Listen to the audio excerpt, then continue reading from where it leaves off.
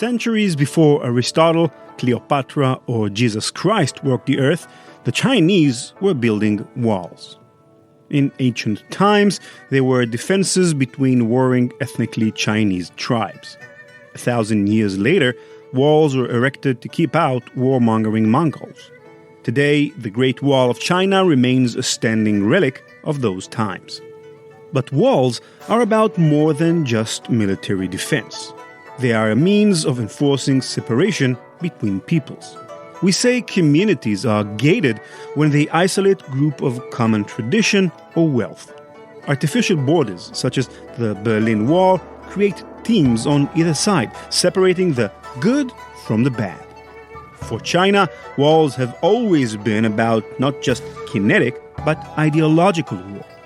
The Mongols were violent conquerors, sure, but they were also seen as barbaric, brutish. Their mere presence threatened to taint the more pure Chinese way of life. In this sense, the Great Wall kept out not just foreign armies, but foreign cultures. The Great Wall of our era was built with very much the same purpose in mind. This wall, however, is perhaps even more imposing, more threatening than the real Great Wall of China is. And it's not an earthen wall, it's not a stone wall, it's a firewall. You probably have a firewall installed on your computer or your router at home. It functions perhaps less like a wall than a gate or a door, filtering incoming data to allow legitimate network packets through and keeping unwanted, malicious packets from making chaos on your machine. Just as your front door or front gate allows you to discern who can come into your home and when, so too do firewalls try their best to give you full control over what information is allowed entry onto your computer. For 2 decades now, China has viewed their entire national internet in much the same way as you would your home or your laptop. Beginning in 1997, the Chinese government imposed strict laws on internet usage by its citizens. In 2003, it began the Golden Shield Project, a massive cyber surveillance and censorship infrastructure project. Golden Shield would be essentially a firewall. Through common hacker methods such as IP blocking, DNS spoofing, and URL filtering, the Chinese government could gain a firm grasp over what internet resources its citizens would be privy to. That project was completed in 2006, and it has resulted in what is now cheekily referred to as the Great Firewall of China. The problem with China's internet front gate is how exclusive it is about what kinds of guests are allowed in. Where Mongol barbarians were once the enemy that needed to be kept from infecting China's citizenry, today it is quite often democracy. Freedom of speech, thought, even free markets that is perceived as a threat to the government's authoritarian one-party rule. Any news or opinion not overly friendly to the government is shut out before citizens can be exposed to those alternative views. American companies like Google and Amazon are not allowed to operate in China. Instead, equivalent companies like Baidu and Alibaba are created within national borders, offering equivalent products and services. In a sense, the Great Firewall has created less of an internet than an intranet. But, like any wall, rebel and miscreant actors find holes in the structure or ways to break it down. For China, those rebels were 2 organizations, a non-profit called Great Fire and the New York Times, and their means of entry was Github. Great Fire is a company whose sole purpose is to expose and circumvent China's Great Firewall. Perhaps the most common tactic over the years has been to find ways of delivering otherwise banned Western information sources, whether it be the BBC or Google, to Chinese citizens. The New York Times got on China's bad side when, in October of 2012, they published an article detailing the hidden fortune of the nation's head of state, Wen Jiabo. Instead of bowing out, the Times began working around Chinese censors to reinstate the Chinese language paper. But how did GitHub become the vehicle for these two political organizations? With almost 30 million users, GitHub is the worldwide industry standard website for programmers to upload and share source code. Both Western and Eastern Hemisphere entities, including many Chinese businesses, rely on the site not just as a repository, but as a means of cross-business communication. Therefore, GitHub is one of those few Western-based websites that China can't so easily get rid of. Think about it. China can ban Facebook and YouTube because it can build its own Chinese Facebook, WeChat, and its own Chinese YouTube, Youku Tudu, along the way helping grow its internal economy while taking only minor penalty to international businesses. GitHub is different because Chinese businesses rely on it to communicate with non-Chinese businesses. If China were to pull their usual tricks with GitHub, it simply wouldn't work. On January 21st of 2013, the government tried just that, using the Great Firewall's DNS hijacking function to block all traffic to GitHub flowing in and out of China. Businesses and programmers around the country protested, and the site was subsequently reinstated only a few days later. So GitHub is a kind of untouchable, making it a useful bridge through China's firewall. But more than just a bridge over water, Great Fire and the New York Times realized GitHub could also be a Trojan horse. Here's Ross Rusticki, an author and senior director of intelligence services at Cybereason. So GitHub is a repository of malicious information from the Chinese perspective. The problem with GitHub is that it hosts code and hosts capabilities that anybody can use. And so you're going from a whack-a-mole problem of, I'm going to go to GitHub, I'm going to download as a private Chinese citizen the code to get around the Great Firewall, or a new VPN that the Great Firewall currently isn't blocking. Crucially, GitHub is served over HTTPS, short for HTTP Secure. HTTP, or Hypertext Transfer Protocol, is the means by which data is sent between a browser and a website. HTTPS adds a layer of encryption to the data transfer process, making it more difficult for malicious actors to pick in. Because GitHub operates under HTTPS, it's impossible to distinguish one GitHub page from another when looking at it from the outside. So the Great Firewall can't tell the difference between the GitHub base for the Great Fire and the GitHub base for a Chinese company. It all looks the same, GitHub miscellaneous. To get rid of Great Fire, therefore, would require taking down the whole site. Knowing this, China's infiltrators used GitHub primarily to host mirror sites, near-identical copies of websites otherwise blocked by the Great Firewall. Creating mirror sites isn't necessarily a malicious act by itself. Many businesses create copies of their websites to dilute large amounts of traffic, like opening up another lane to a highway.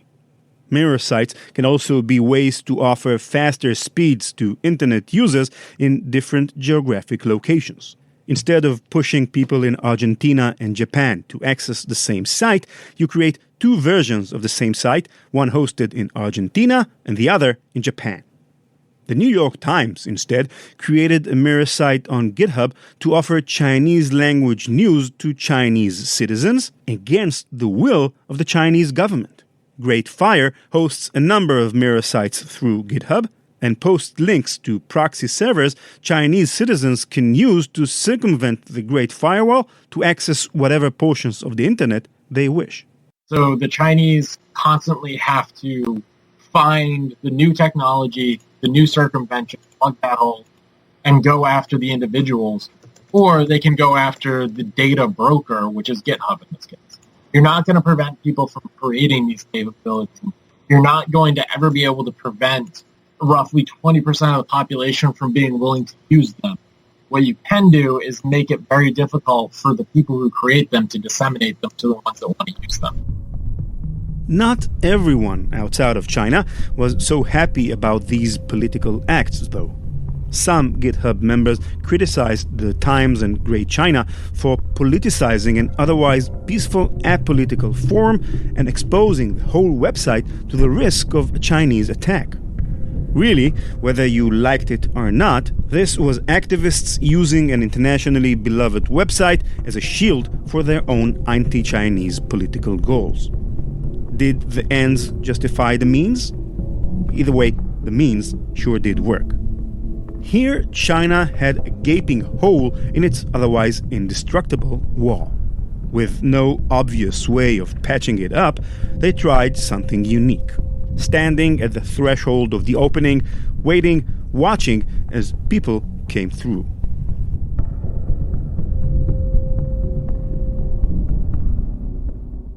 At just around 8 p.m. on January 26 of 2013, only 5 days after trying and failing to ban the website within their borders, the first Chinese-based GitHub hack occurred, a man-in-the-middle operation.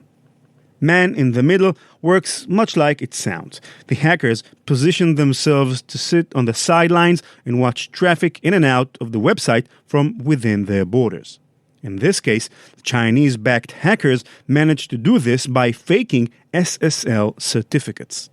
You can think of an SSL certificate like a computer ID, what verifies, say, a company as the company they claim to be.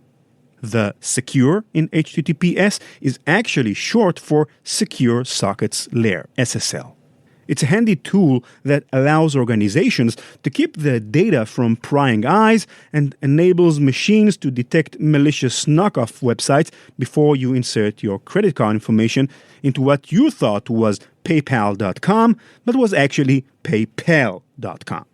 Faking an SSL certificate isn't usually an effective tactic because certification authorities make sure of it. So this man-in-the-middle plan had a fault. The fake GitHub ID was really obviously fake. Users who visited the URLs in question would see the browser windows pop up with a warning that they were visiting a potentially malicious site. Firefox and Google Chrome users who had visited GitHub at least once before simply would not be allowed to continue on. Those who ignored or didn't notice their warnings gave the Chinese government free view of their web activity on the site, as well as their personal information, including IP addresses and login credentials. But here's the thing. Most people who use GitHub, a website for programmers, are pretty good with computers. GitHub operators began to see a flood of reports of invalid SSL certificates. Within an hour, the hackers were booted out of the network. A postmortem report from Great Fire acknowledged that while the nature of the hack pointed to China, the specific identity and motivation of the hacker or hackers in this case remained unknown. The prevailing theory is that the attack came in response to a petition on whitehouse.gov titled, quote, "People who help internet censorship, builders of Great Firewall in China, for example, should be denied entry to the US."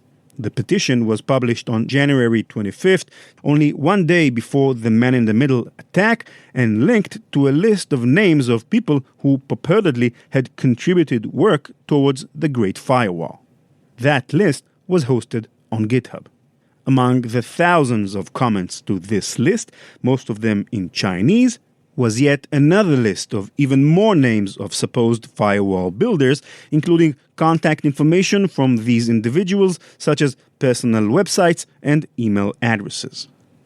Due to the blatantly obvious and ineffective nature of the attack, analysts posited that perhaps it wasn't the Chinese government, but an unknown person or group of people included on those GitHub lists, an actor without the resources and know-how of the whole government, but with the motivation to monitor and perhaps stop traffic to this portion of the website. Nobody knew for certain. By early 2013, Chinese officials must have been racking their brains trying to figure out some way to patch up the hole in their Great Wall. There was no evident way to take down these GitHub pages without taking down the whole site, or spying without being caught. I mean, what could they do now? short of nuking the whole site. Nuking. Tell me more, they said.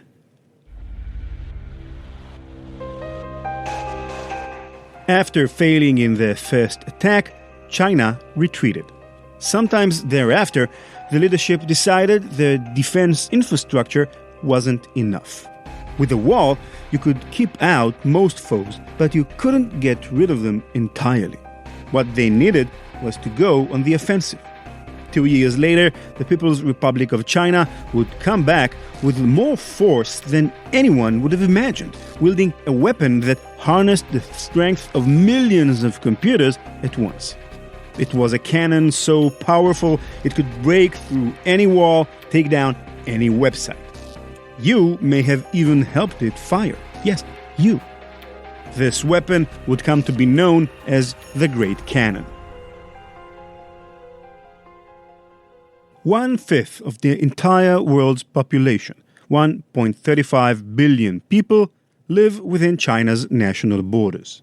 That's as many people as you can find in all of the Americas put together, plus Europe and Australia. Brazil, the US, Germany, Chile, Mexico, England, throw them all in the same pot, and you get no more people than live in China alone. Such a large number of people connotes a great amount of power for China's government, which not only sees over 1.35 billion people, but actively controls them under an authoritarian rule. That's why the Great Firewall of China is such an imposing thing. It's a toll stop along the most popular internet highway in the world.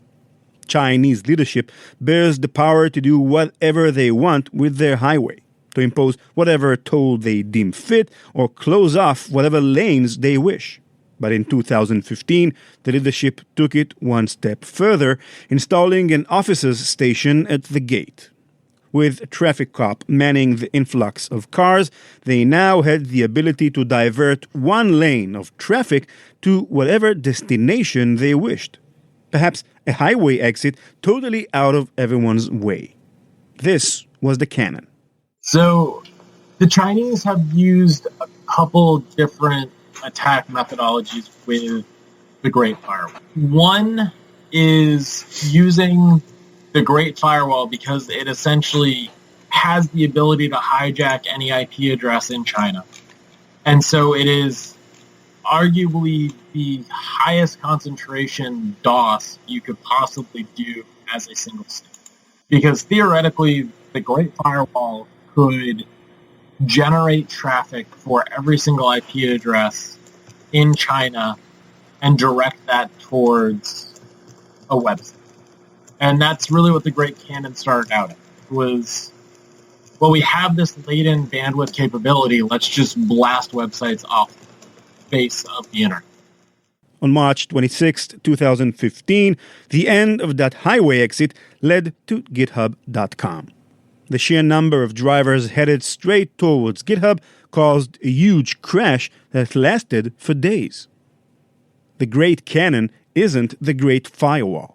They are distinct mechanisms, one offensive in nature and one defensive. However, they share a good deal of the same source code. And just like toll stop and a traffic officer, the two programs are co-located. That is, they're housed in the same place, built by the same people. But the Great Cannon is just an artillery mechanism, a means of firing. It still requires an ammunition supply. Yeah, so Baidu is, the best allegory is it's the Google of China. It is predominantly a Chinese internet Goliath that has its hand in just about everything. So it's the number one search engine in China. It has a PayPal-type equivalent payment system for electronic payments. It has its own chat program that is very popular. It is an ecosystem unto itself within China, and it has a massive user base on a continual basis. Baidu is the fourth most visited website on the internet for the same reason that the Great Firewall is imposing and the Great Cannon is dangerous. You may not have ever visited Baidu yourself. Maybe you're not even really sure what it is. But because China's population is so large, and because their firewall prevents its citizenry access to unwanted Western companies, purely Chinese-oriented companies like Baidu can become some of the biggest in the world before they even consider catering to the West. There is, however, a devil's bargain to operating an internet company in China. If the government controls the internet, then they, in a very real sense, control the companies that operate over it. Unlike in the States, private entities do not hold legal right to encounter any government intervention into their product or holdings. That's how the world's fourth largest company became enmeshed in a hacking scandal they may have known no part of, ammunition in the Great Cannon they likely had no prior knowledge of, and yet, with all their power and influence, had no way of stopping.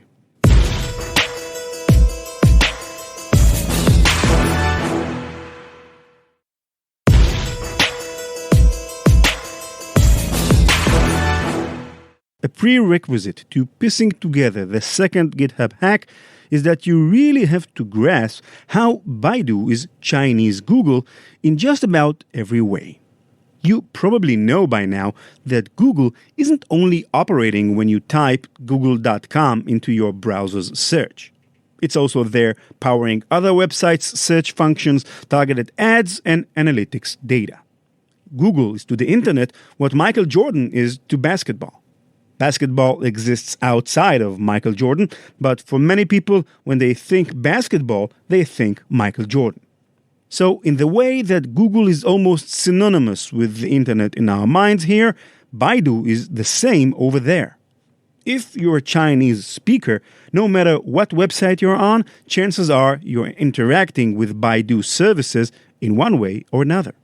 One of the foremost services Baidu offers is their equivalent to Google Analytics, a tool called Tongji that allows websites to track visitor behavior. On March 26, 2015, by visiting websites served by Baidu's analytics tool, a huge number of unwitting Chinese language internet users became ammunition for the Great Cannon. Put another way, if that first GitHub hack was man-in-the-middle attack, the second GitHub hack was a man on the side. It worked like this. You're an innocent Chinese-speaking citizen accessing the internet from, let's say, Taiwan. By the way, an important note here, most of the traffic used in the Great Cannon's attack came from countries neighboring China, such as Taiwan, rather than within China itself. Anyway, you type in a URL to visit an online clothing store you're into, and like any other day, the web page on your browser takes a second or two to load. By typing in the URL and hitting enter, you send a request to a server to access a website, and during the loading time, your connection to that website is being established. What you're loading is more than just pictures of shirts and shoes, though. Every time you ever visited this online store, a JavaScript file from Tongji also loaded as part of the deal. It's not a visible aspect of the site, so its presence have never even entered your conscious mind. It's your shopping site's administrators who use Tongji to collect data on you and their other shoppers. Everything I've said thus far is boring, right?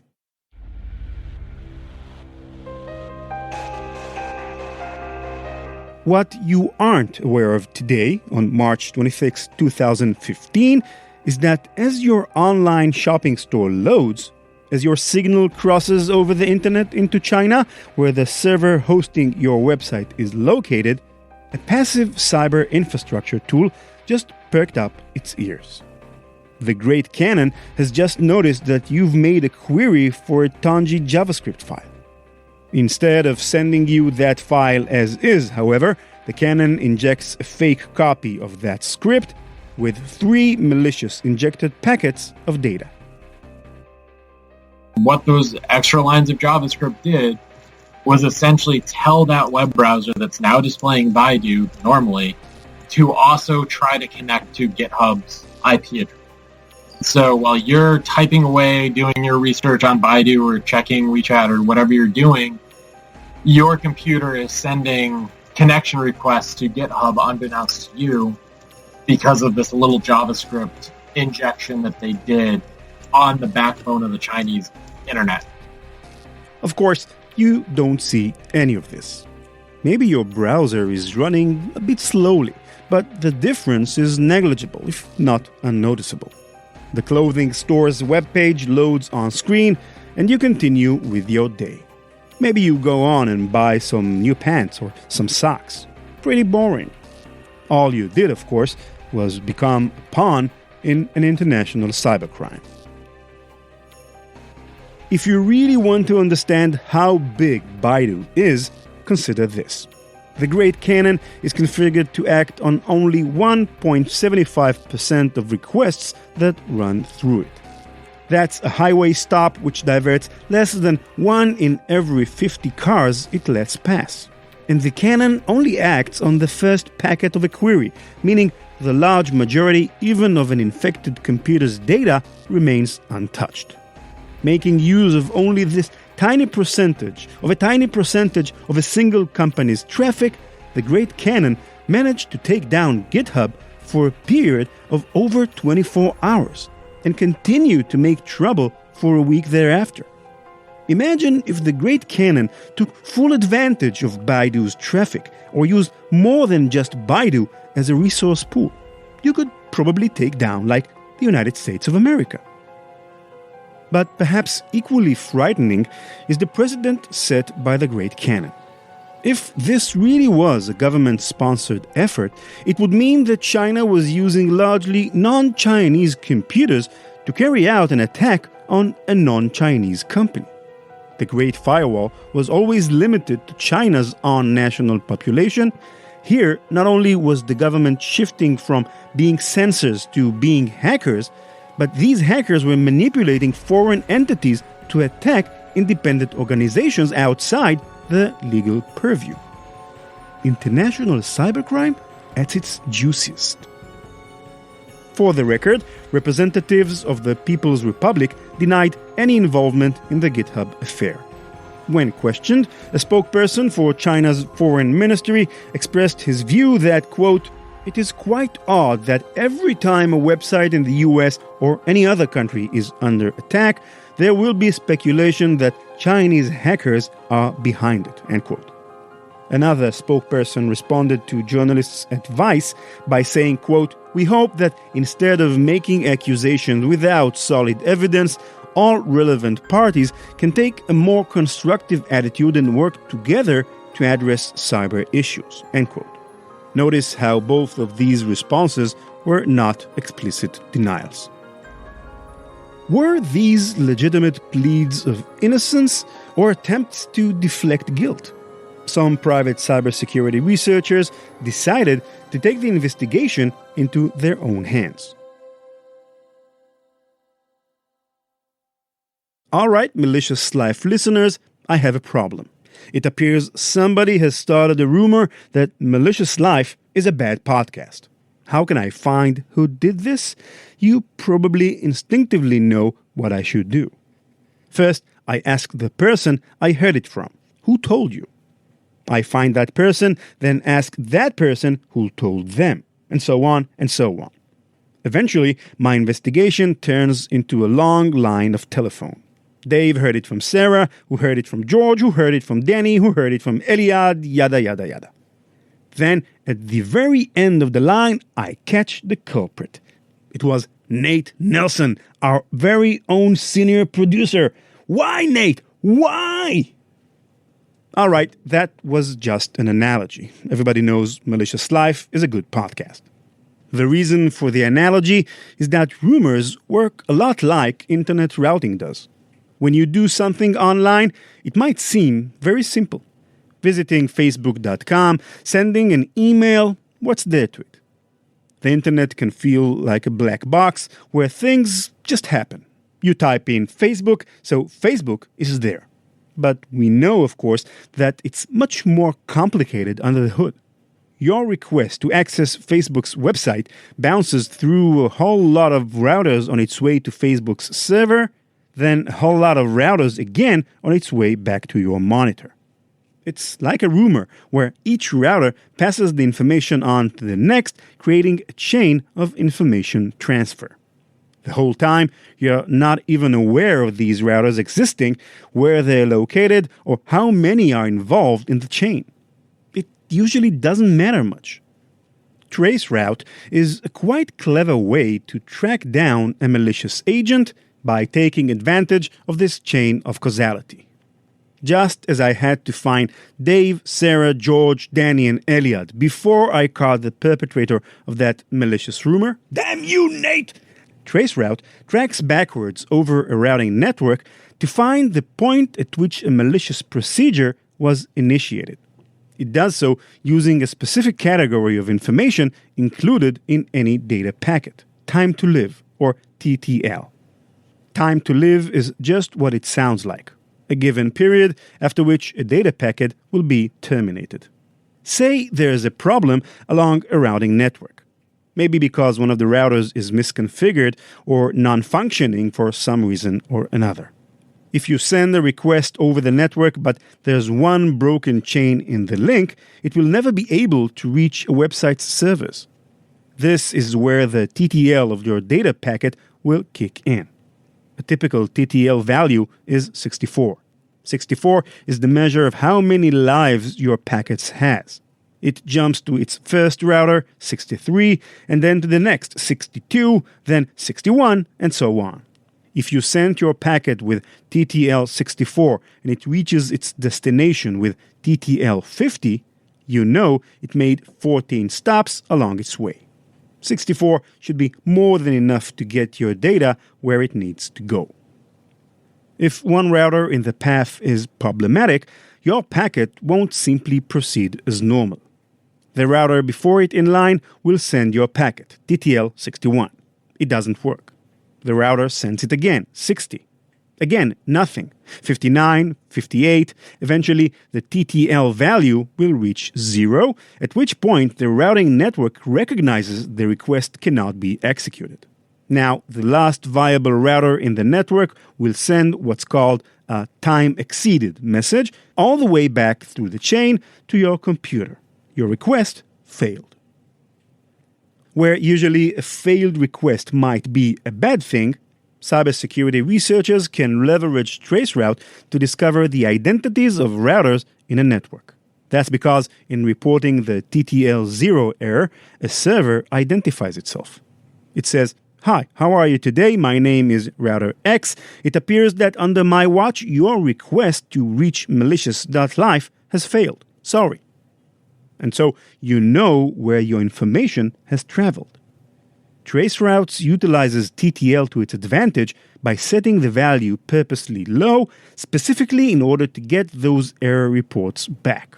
First, you send a packet with a TTL of 1. The router received the information but can't pass it on as its TTL has reached 0. The first router comes back to you to say hi. Then you send another packet through the network with TTL 2, then 3, 4, 5, until your request actually goes through, at which point you've identified the whole chain. Clever, right? Robert Graham, a cybersecurity blogger, was one of the researchers who attempted to use Traceroute to identify the GitHub hacker. When he initiated the procedure, he discovered a few shady clues right away. First, the requests sent from his computer took almost 3 times longer to process once they moved from the US-based server at TTL8 to the Chinese server at TTL9. Second, and most importantly, at TTL16, his requests hit a firewall. It seems the hackers had thought ahead and put a safeguard in place in case anyone tried to trace their server. To get around the firewall, Graham had to write some clever code. He designed his program to first send data with normal TTL values, therefore establishing a connection with the hacker's server. Only once the bridge had been built did the program conduct traceroute, sending packets of smaller TTL values and tracking the pathway step by step. Up through TTL 11, Graham's queries failed. Then at TTL 12, his data got through. It also got appended by a strange new file. This was the forged JavaScript file users around the world had received from the Great Cannon. The IP address for the machine at TTL 12 read 61.135.185.140. Using publicly available IP tracking tools, the number was found to trace back to China Unicom, a major telecommunication operator based in Beijing. Citizens Lab, the group that first came up with the term Great Cannon, later used Graham's same methodology to locate the source at both Unicom and China Telecom, another major telecommunications provider based in Beijing. And how do you go from spotting the source of the problem to be Baidu or a Chinese telecom company and make the jump between that and the government itself? Given the fact that the target was GitHub in response to these particular domains, the fact that China has done DDoS against the Five Poisons and GitHub in the past, coupled with the fact that it was the Chinese backbone that was doing this, targeting this site, specifically the New York Times part of it, this close to the international uproar over those particular articles, there was a lot of additional contextual data that said this probably isn't some malicious actor in China, this is probably the Chinese government. Evidently, China hijacked Baidu as a host body for its malware and uses major telecom providers in the capital city as that malware's means of travel. In political terms, this is what you might refer to as, quote, the cost of doing business in China. There's been no consequences, and they'll continue to do this when they see things that they view cross a line. If you expected there to be a next part of the story, the programming community fights back, the US government intervenes, China sees its comeuppance, there's none of that. By now, if anything, there's an understanding that this sort of thing does and will continue to go on behind closed doors. At the end of the day, it's really hard for anybody to have the moral high ground when it comes to hacking these days. And in the bilateral dialogue and the international dialogues that are happening around hacking internet security, cybersecurity, the Chinese and the Russians push a very segmented version of what the internet should be based off of a legal system that involves content control and allowing each country to regulate things how they see fit. It's at direct odds with what the United States has been pushing forward. Really, there hasn't been much at all made about the story I told you today in the wider world. It made news in tech circles, but rarely elsewhere. Part of the reason this never became a big story? GitHub knew what they were doing and turned potentially devastating hacks into manageable problems. The reason why big hacking stories become big is often because of an incompetence on the side of the victim. Aramco, Ashley Madison, places where executives barely know their zeros from their ones until the problem slaps them in the face. GitHub is a programming community, and they're the last people you want to mess with online. And they showed that simply caring a little bit more about your cyber defense can go a whole way to staying out of the news and staying in business. In fact, one good thing did come out of the Chinese GitHub attacks. In the time since, GitHub began beefing up its security even further. By 2018, the site had put powerful safeguards in place that would, in theory, be able to protect them from even the strongest DDoS attacks. What happens next? In February 2018, GitHub gets hit with the largest DDoS attack in recorded history. More on that in a future episode of Malicious Life.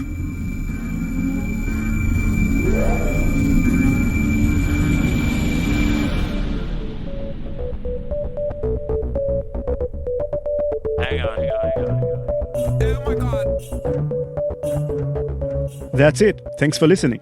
Visit malicious.live to subscribe to our podcast, read full transcripts, and download other episodes. A big thanks to everyone who took the time to tweet us some nice words and write great reviews on iTunes. Me and all of the production team behind the scenes here at PI Media appreciate it very, very much.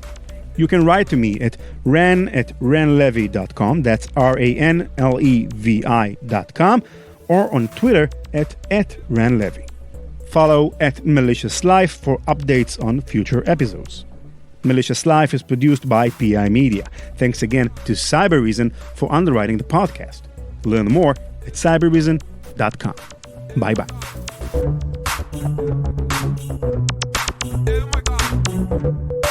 CK music.